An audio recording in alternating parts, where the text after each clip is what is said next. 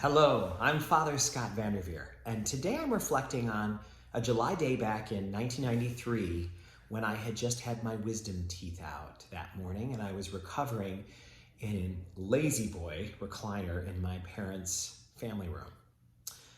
I kind of came to in the afternoon after recovering from the laughing gas, and I was starting to suck on popsicles, and I was watching some afternoon television, and on one of those afternoon talk shows, I saw Dr. Maya Angelou being interviewed, and it had a profound effect on me. I was just in the right space at that time in my life, at age 18, to really listen to what this professor, author, poet, real American treasure was saying. And in that interview, I remember she said, of the virtues that we learn in school, Aristotle's 12 virtues, courage, temperance, generosity, magnificence, pride, honor, good temper, friendliness, truthfulness, wit, friendship, and justice.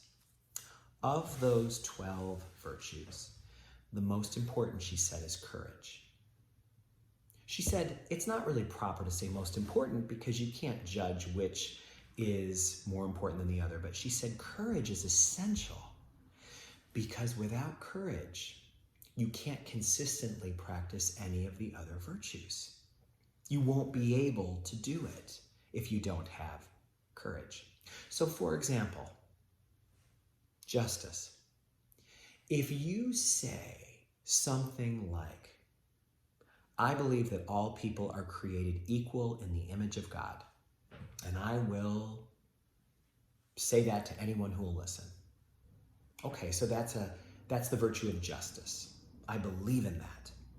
Okay, so then what do you do when you're at work and in front of a mixed group of people, someone says something intolerant of a group of people?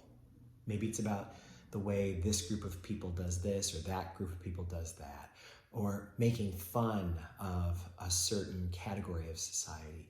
Maybe it's making a stereotype joke about how these people from this country are like this, or how these people with this color skin always do that.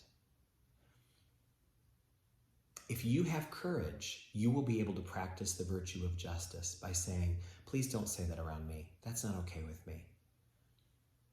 But if you desire justice, but you lack courage, you may wait it out. You may say, oh, next time I'll say something, or maybe I misunderstood them. Courage allows you to say, I'm willing to stick my neck out for what feels really important and right to me. She said, without courage, we can practice the other virtues erratically, but not consistently.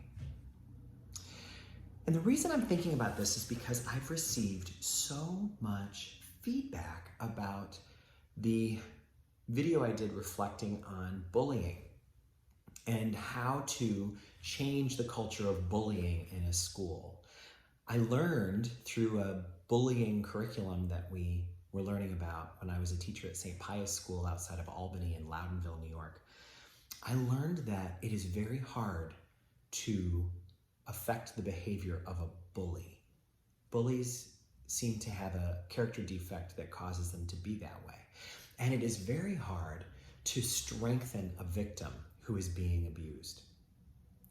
So you go to the people who consider themselves bystanders, people just standing there, people just observing what's going on.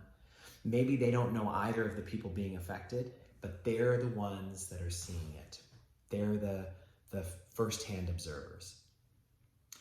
And if those bystanders can be taught to have virtue and to practice the virtue of courage, they won't allow the bully to get away with that behavior in their presence. They will say, not here. No, you don't. Absolutely not. We don't do it that way here. That's not how we are. That could cause the bully to turn on the bystander. But a bystander with courage says, I'm willing to take a lump for this. I'm willing to walk toward the danger. Someone recently shared with me a quote from Benjamin Franklin.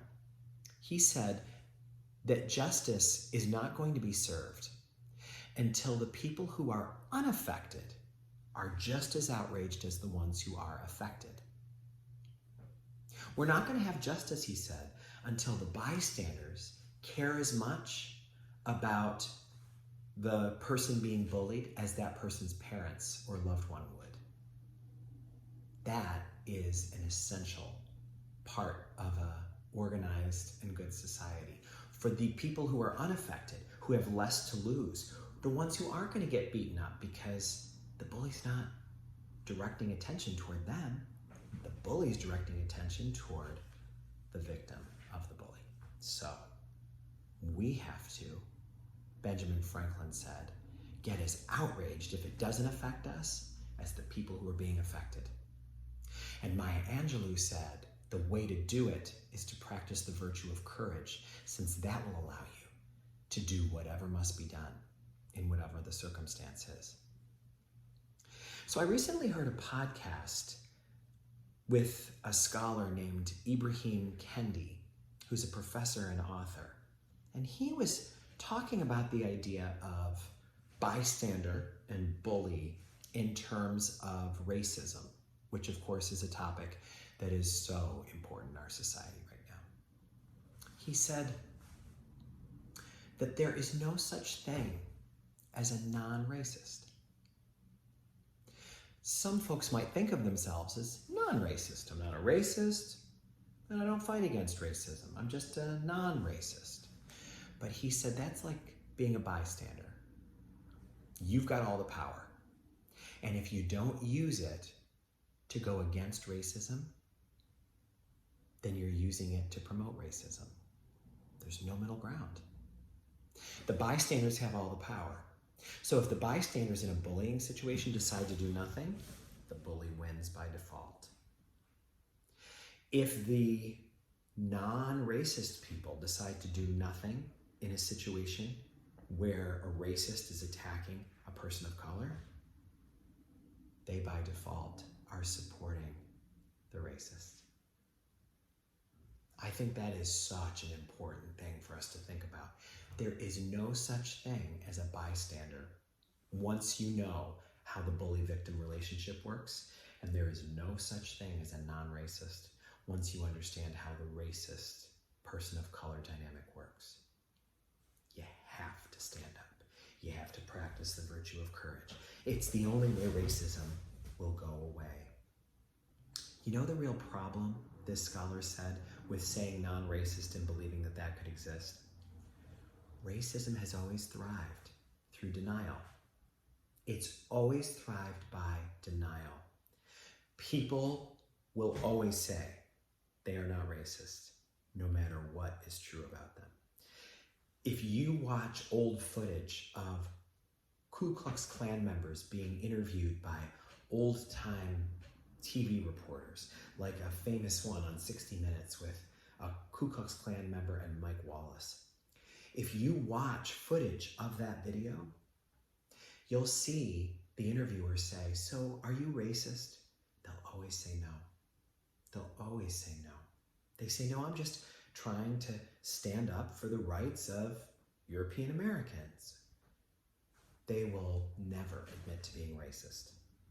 Racists don't say they're racist. They always say something else. It feels like it must be part of our human nature. We can't admit that we truly do judge someone as more valuable than someone else based on the color of their skin. So we cannot trust "I'm not a racist" to be a true statement, because every racist will say it. And for a long time, a lot of people who don't desire to be racist said it too. It was the line of the bystander. A bystander would say, "I have nothing to do with this. I'm not racist, and I don't believe in racism. But I will not say anything if I see it. And I will not rock the boat. I just choose to opt out." Opting out means the same thing in a racist situation as opting out for a bystander means when a bully is beating up verbally or physically on someone else. It means you're siding with the bully. So there is no such thing, this professor says, as being a non-racist. You're either an anti-racist or you're defaulting to racism. You either have to be willing to say it will never happen on my watch, or you will allow it to happen, at least at times. What I am describing to you is hard. It takes courage. And I don't always have the most courage, but I think you can tell by how much I'm talking about this issue right now that I am willing to stick my neck out there a little bit. I think you can tell that I am very clear that we as Christians must be part of the anti-racist movement and not default to anything less than it. The Bishop of Albany put together a beautiful article in our diocesan newspaper, and in it he demanded, with his moral authority as our shepherd, that this scourge on our society end. And he called it America's original sin. Racism is America's original sin, he said. And those of us who are Christian and know what original sin means know what that is. It means it's the problem underneath so many of the problems. It is the underlying disease that must be addressed. So I'm asking myself a lot of hard questions, because if you watched the other video that I did, you know that I have lived in the world with you, and I've heard people, even people I've loved, use the N-word when they didn't know I heard. I have experienced what it feels like to receive privilege many, many times, sometimes knowing it, many times not knowing it. And I wish to be courageous. It's the reason why I'm speaking about this repeatedly in these messages. It's why I am trying to be faithful to the call that God has given me as a priest and pastor at this time in history in our country. Reverend Dr. Martin Luther King started a movement that was one of the most noble things that's ever happened in our country. The movement that was meant to say to everyone in America and in the world, we are all children of God. No one is more valuable than anyone else. All of us should be aware not of the color of each other's skin, but of the content of our character, to use his words. So let us be willing to be courageous and virtuous as we move away from bystander to an active anti-racist member of the movement in our society. God bless you.